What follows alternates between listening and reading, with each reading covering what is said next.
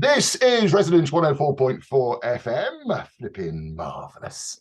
And also on Envision, I should say, on bohemianbritain.com. I'm Nick Hennegan, and welcome to another another episode of Literary London, where we're getting sort of right stuck into what's been going on literary in London. Whew, that was quite a mouthful. And I'm very pleased to welcome once again to the programme Cahal Dallat, who's I'm absolutely saying that right, aren't I? Yeah, perfect, beautifully. Yeah. Thank you very much. Well, Hennegan, you see, there's a bit of pride in there. I'll practice my Hennegan. Yeah. Yes, thank you.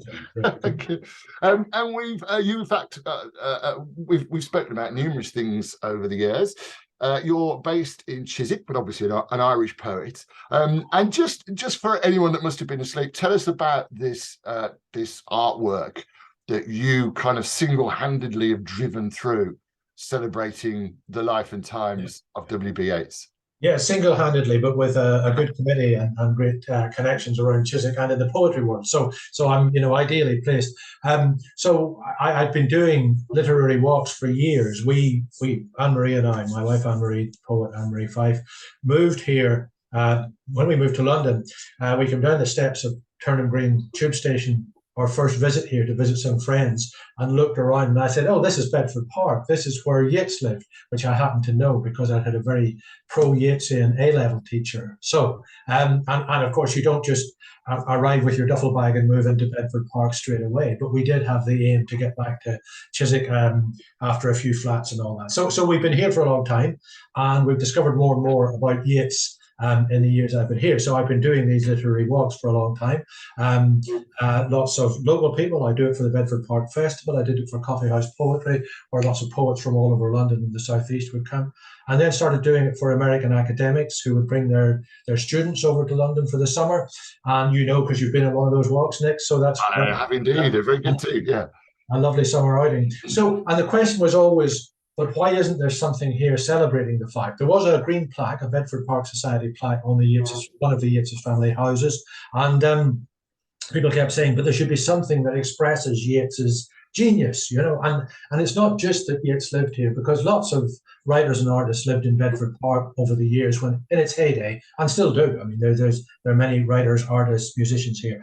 But what was exciting about the new Bedford Park in the 1880s, 1890s was that the people who moved here were largely artists and writers. And it was in that atmosphere that the young W.B. Yeats, from a London Irish family, his father was a lawyer turned painter and relatively unsuccessful for a while. So the family were fairly hard up, renting a house in Bedford Park.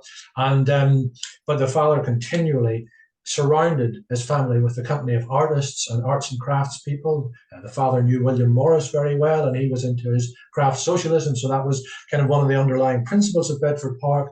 They were interested in Walt Whitman's poetry because that was an alternative to the old-fashioned establishment view of poetry and so on. So it was a very radical place. And young Willie, although he spent his summers in Ireland and longing for the landscape and legends and folklore of Ireland, he would come back to London and try and be a poet.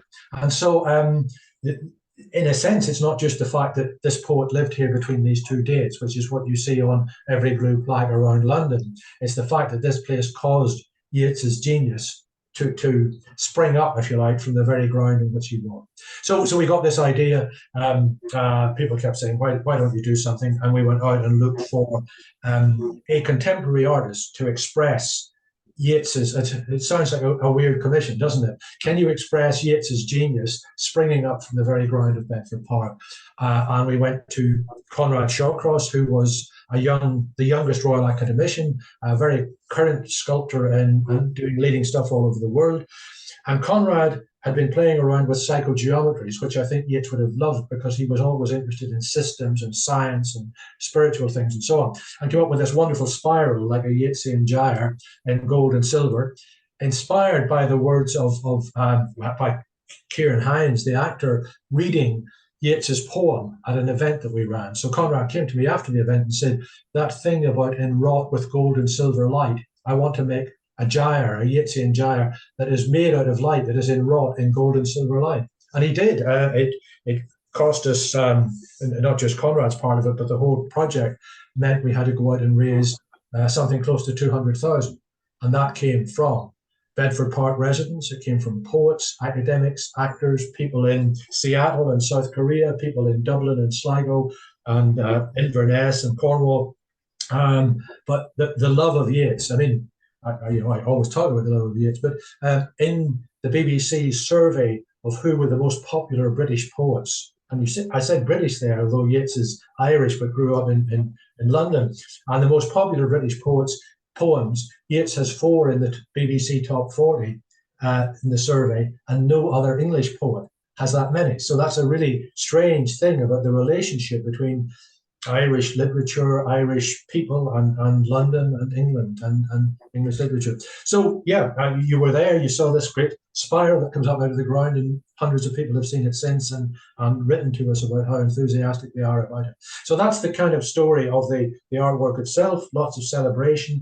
People from the Bedford Park Society, Hounslow Council, the Irish Ambassador, people who supported us were very wide-ranging. Jimmy Page and Scarlett Sabet, author Polly Devlin, Mary Heaney, Seamus Heaney's widow, Roy Foster, Yeats's biographer, and lots of London poets and actors, plus Hounslow Council, Ealing Council, etc. So we've had tremendous organisational support as well as lots of personal support. And we had great fun, as you know, music and tea at the Buddhist Vihara. They've been great supporters as well, which is a really odd connection, but we might come back to that. It's kind of glorious that everyone did come together. And in fact, if you'd like to hear the whole ceremony, the opening ceremony, I recorded it without a pop cover, without getting too technical. I forgot my pop cover, Mom. So it's a bit poppy, but you can hear the whole thing on bohemianbritain.com. The full sort of, I think it was about an hour and a half or something that we did. And it is a glorious thing. In fact, I was looking at it just last night. But you always wanted it to be more than just an artwork, didn't you? You wanted the project to get sort of bigger. So tell us about these, well, I say new developments. I know they're always part of the plan, but there's more you can do, isn't there? Well, I mean, there are two things. One is that great art, and Rowan Williams on the day talked about great art and how it reflects our lives and so on. But if you stand and look at it, it's dazzling, and it's got Yeats's words on the plinth and wrought with gold and silver light and so on. But really, somebody needs to tell the story that I used to tell walking around there to understand why the spirit of Bedford Park and that kind of centrifugal, all its ideas as an egalitarian, progressive, multicultural, suffragist, liberal place, not just inspired Yeats, but actually being the first garden suburb, inspired housing developments all around the world because it was built for happiness and creativity rather than for profit, as most housing developments are. So telling that story, it's represented by the artwork, but it still has to be told. And there's a little signboard by the artwork saying a little about Yeats and about Conrad's sculpture and so on. But to really understand what the area did for Yeats, you have to walk around it. And I obviously have done that for years with people, but I'm not on tap 24/7. So, and partly because Yeats was so interested in science. You know, Yeats, when he was at Godolphin School in Hammersmith, was much better at science than he was at English and Latin and French. It seems a bizarre thing. And so all through his poetry life, he was interested in systems and astronomy and astrology, of course. And it seemed to me that what we needed was a kind of a Yeatsian spirit guide to take people around Bedford Park, you know. And I was inspired by the fact that it was Kieran Hines' reading of a Yeats poem that had inspired Conrad's vision of the artwork. So I talked to Kieran, I talked to our webmaster, Jeremy at Lab 99, and said, you know, what can you do to condense these talks and lectures that we've been doing for years and articles that have been in the Chiswick calendar and the talks I've had with you, Nick, and so on, and make that all available so that someone can simply come along. And the answer is basically a visitor experience that you can pick up on your mobile phone, smartphone, tablet, or whatever. But it's very much, it's not something to sit at home and say, oh, it's taking me on a video tour around Chiswick, like one gets a video tour from an estate agent of a house, you know, where he takes you into all the rooms. It's not for sitting at home. It's for getting on the tube, get to Turnham Green Station, hop off. You'll see this dazzling thing outside St Michael's Church, and you go up to it and you click on it with your smartphone, and it will take you directions, images, everything. It will take you around. I mean, I can just show you in a second an opening page of it, if that makes sense, if my camera picks it up. So it starts off here, and I won't do the complete demo, but we can see it's Discover Yeats's Bedford Park, and you've got guided walks and poetry places there. So you can either go into poetry places mode, which lists the places that tell the story, or if you go for guided walks, it will tell you precisely how long it takes to get round each of those. And when you come to each of those, I mean, if I simply pick one of the poetry places there, let's say I pick St. Michael and All Angels Church, it will have images, but of course you'll be standing in front of the church, so you'll know exactly where you are. But it will also further down have, for example, some relevant things from the church. There's something about the pre-Raphaelite art that was influencing Yeats at the time. And so if you look at that, you're thinking, right, well, I understand that, but what does that have to do with his poems? And so in each instance, we've picked a poem. There's the Travail of Passion, and that poem is very linked with the kind of art that's within the stained glass in the church. It's the kind of within the thinking that Yeats would have had in Bedford Park.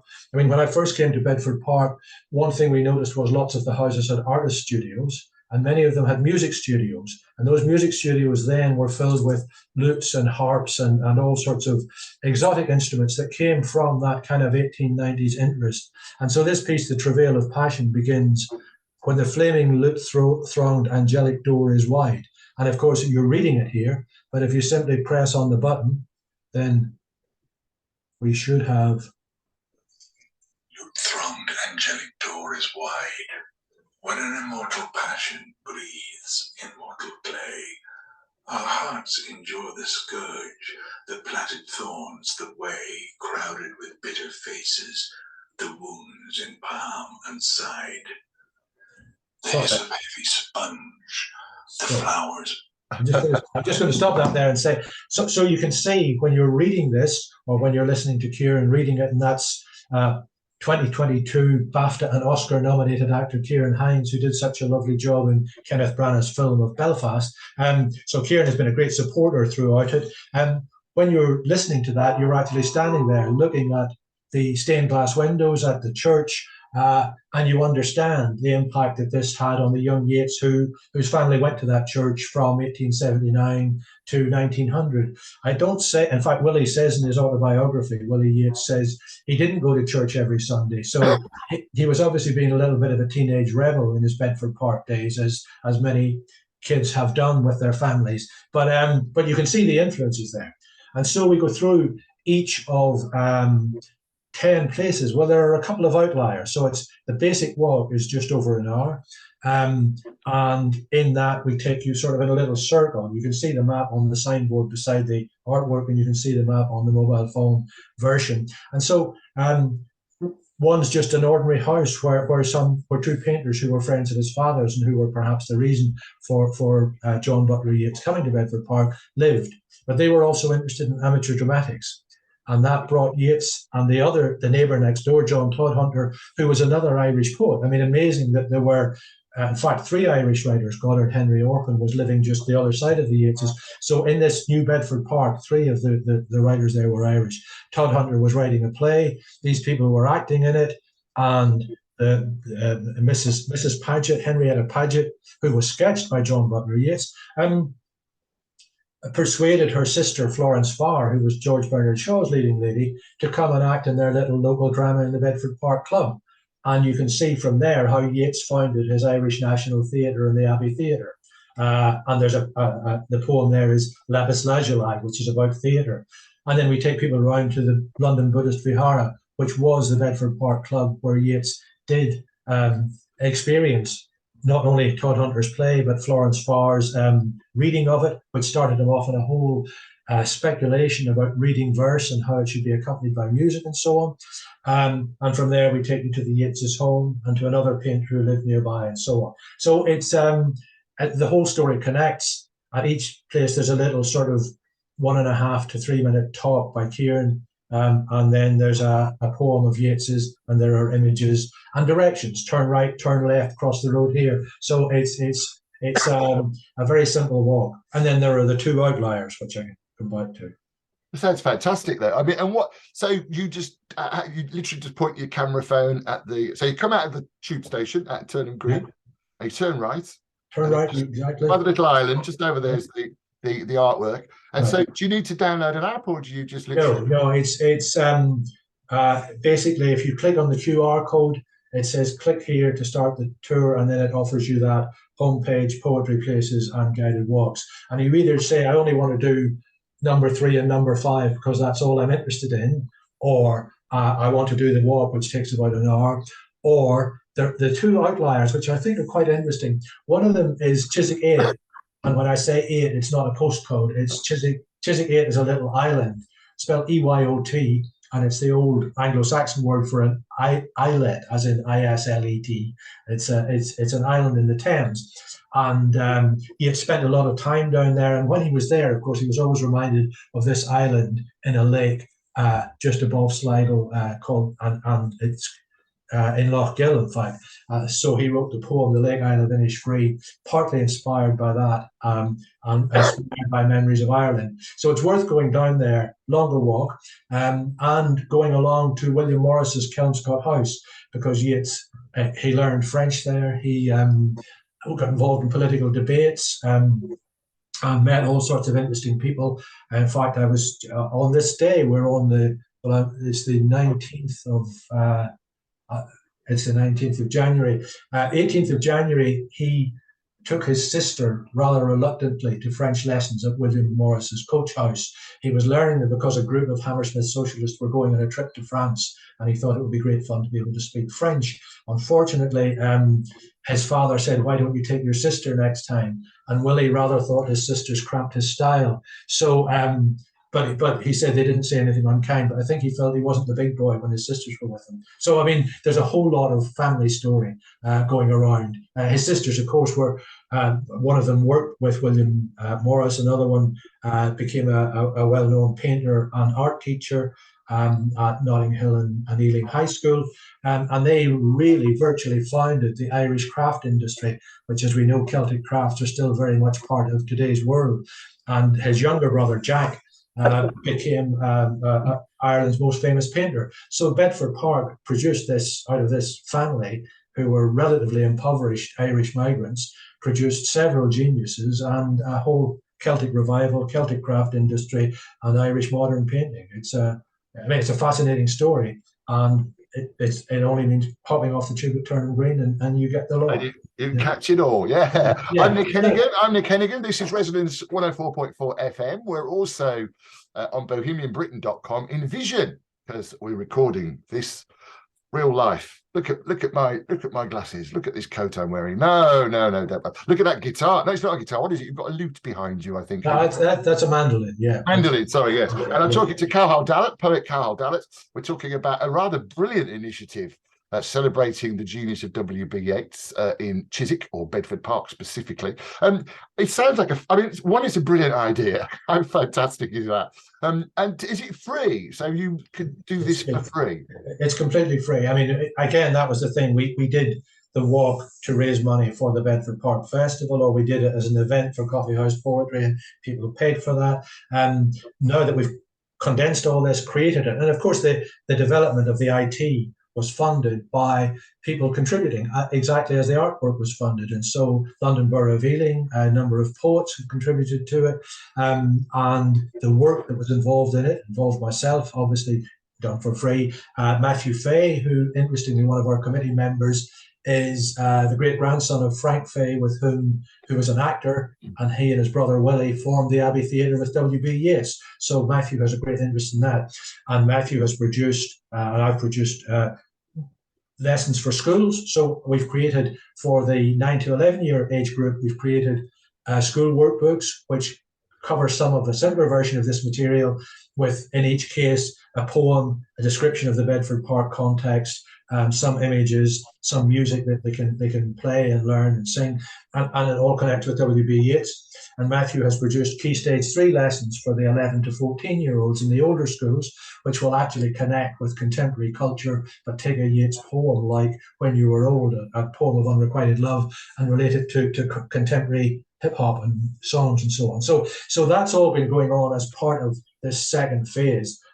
We had a public lecture. We had that great reception, which was funded by Ealing and so on. And we're now working on a promo video, which will go out on social media eventually, which will be after the smartphone launch. But that will allow, or we'll get it onto what's on sites and so on, so that people will then see it and think, I must make a visit to Turnham Green. And that's whether they're coming from Ealing Broadway just up the road, or whether they're coming from the other side of the world. They will know that there's something new to see in London, something in literary London, which is what we're about. Yeah, absolutely. I mean, I was just it's already been, I was going to do a thing. It's the winter cold today. I wrote and produced a thing called the London Literary Pub Crawl, and last week there were two Americans who'd heard about this, I think probably through our social media, but were quite keen to come, and they were asking where is Bedford Park? Where is that then? I mean, it's a brilliant issue. I mean, it's a silly question, but do you kind of wish you'd been around during those days? Well, it is interesting. We did a talk. I mean, one of the things that happened here was that at number 3 Blenheim Road, Yeats founded a thing called the Irish Literary Society. And of course, the Irish Literary Society in London was perhaps less important in the overall history than when he created the similar version in Dublin, and that created a cultural revival there. But the Irish Literary Society still flourishes today. And a couple of years ago, they did a programme for Radio Telefishéireann about Irish writers in London, and they balanced the 1890s in London with the 1980s in London, when I was first writing in London, and the poets around me, they sort of centred around poets like Matthew Sweeney, Maurice Riordan, Michael Donaghy, Laura Dooley, who all went on to be quite important poets in the both editing and teaching in London. And around that, there was a whole group of poets like Ruth Bedell and Joe Shapcott and so on. So that's the centre of London poetry life when I came here in the 1980s, seemed to me, and around that there were artists and musicians and folk singers and people writing plays. It seemed to me very much like the 1980s and the 1890s. Although I suppose Bedford Park in the 1890s, sometimes it seems to me it's most like London in the 1960s, because one of the great themes about Bedford Park, not just its liberal, radical, progressive, etc., the fact that artists from different disciplines were all working together, as in the 60s, you would find that the Beatles knew, I don't know, David Bailey and whoever, Peter Blake and so on, that kind of cross-fertilization. So that was one of the exciting things about Bedford Park in the 1890s. And the other exciting thing was it was pretty unique in London, because if you look at Tennyson and Browning and so on, you'll find their poems are really, okay, there's the Charge of the Light Brigade, but they're really centred on European life. And Bedford Park was really focused on something much wider. One of the key people here was Moncure Conway, who was an American abolitionist, meaning he'd campaigned against slavery. Another was Fox Bourne, who was campaigning against the atrocities in the Congo. But also we had Manchu G. Bonagry, the second ever Asian MP in Britain, lived in Bedford Park in the 1890s. And people think that all the Asian MPs have come since the 1990s. No, 1890s.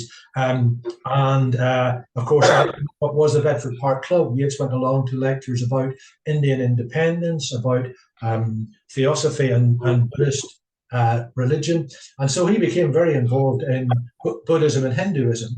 And he went on, a frequent visitor with the Yeatses was Sarojini Naidu, who was a great Indian poet who was studying in London at the time, and John Butler Yeats again sketched him. The record of who they met is very often in John Butler Yeats's sketches. So Yeats sort of promoted Sarojini Naidu, Manmohan Ghosh, whose brother was Sri Aurobindo, who was a great Indian mystic and nationalist, G.K. Chetar, brought Rabindranath Tagore, the great poet, the great Bengali poet, wrote an introduction to Tagore's first translations in English, and then went off himself with Sri Purohit Swami and translated the Upanishads, which is the sacred books that apply to both Hinduism and Buddhism. So you have a Bedford Park there that is very unlike Victorian Britain, where in Victorian Britain the Raj was far away and people got sent out there. But in Bedford Park they were learning from Eastern culture. And so all of that really is part of the magic of the time. I think it was outward looking, it was forward looking, and it was breaking away from some of the constraints of Victorian Britain. Whether to break away to dream of a Lake Isle of Innisfree in Ireland, or to imagine that other religions and other teachings might have something for us in society. So I think that all came round again in the 60s. And that interest in saying there must be something outside our own narrow culture. So Bedford Park in the 1890s is very like London in the 1960s, and of course like London today, which is multicultural, outward looking, and just a typical buzzing capital city. Yeah, it does make a difference. I mean, I had an email the other day saying, does your environment influence your creativity as a writer? And we could do another whole show about that. But I also know, because you've got to go in a bit, we're talking on Zoom now, as well as being on Resonance 104.4 FM and on bohemianbritain.com, and actually on YouTube. You can see Cahal's mandolin if you have a look. But I know you've got to do another call, and I hope you don't mind me talking about it, because I know you only mentioned it, and it's a sort of a cross-community event that you're involved in Ireland. I mean, we've only got a couple of minutes, but just I'm fascinated is the wrong word, but it's talking to Andrew Slaughter, who's the MP for Hammersmith, and he was saying how art, in a sense, enriches us all. How does that initiative work that you're well, I mean, it's been going for quite some time, and it focuses on one individual, John Hewitt, who in the generation before poets like Seamus Heaney, John Hewitt was from a Belfast Unionist background, but his chosen place, the place that he wanted to spend his time, rather like Yeats dreaming of Innisfree, he spent his time in the Glens of Antrim, which is where my wife Anne-Marie Fife comes from, Cushendall. I come from Ballycastle. And so John Hewitt became a poet of the Glens, even though he was urban and unionist in background, and this is very much a nationalist area. And so when John Hewitt died in 1987, we created a summer school at which people would meet and not just talk about poetry and landscape poetry, but poetry and politics. Hewitt kind of bridged a gap between two communities. And 30-something years down the line now, he still represents that kind of straddle, and it's much more than two communities now. Of course, politics is divided up, and Ireland is less monocultural than it was. But nonetheless, he's still somebody who represents that straddling two different, if you like, British and Irish cultures in the way that Yeats, going back and forward, straddle British and Irish cultures. And that's a festival of a week of poetry, politics, music, theatre, creative writing workshops, etc. Very much the sort of stuff we do in London. But Anne-Marie and I are sort of on the committee there, and going on to another meeting to say what guests we have this year, what's the theme, and because the theme is always around contemporary politics, even though this is someone who died 30 years ago, but still has his idea of progressive politics still has a resonance. And as you say, the arts is a place where people can not only express themselves, but can meet regardless of tradition or cross from different traditions and share each other's traditions. Vital in Northern Ireland, but vital in multicultural London as well. Yeah, absolutely. I mean, don't you ever feel like just having a couple of days off and lying down in the dark? Yeah. Well, there will be a bit of a break after we get past this launch, but then there's the promo video to launch, and then it's Yeats' Nobel Prize centenary year, by the way. He won the Nobel Prize in 1923, so there will be other Yeats events down the line, and of course in future years. But yeah, so there's always stuff to do, and it's always enjoyable stuff. Well, there is that, isn't there? Oh, Cahal, thank you so much for your time. Cahal Dallat, a poet, entrepreneur, extraordinary man, and fan of W.B. Yeats. And if you want to know any more, we'll put a link on the bohemianbritain.com website if you want to know any more about that. And obviously, if you're around West London, and pop down to Bedford Park and see the sculpture and do the tour. It's fantastic. Thanks so much, Cahal. And I'm sure we'll talk soon about the next show.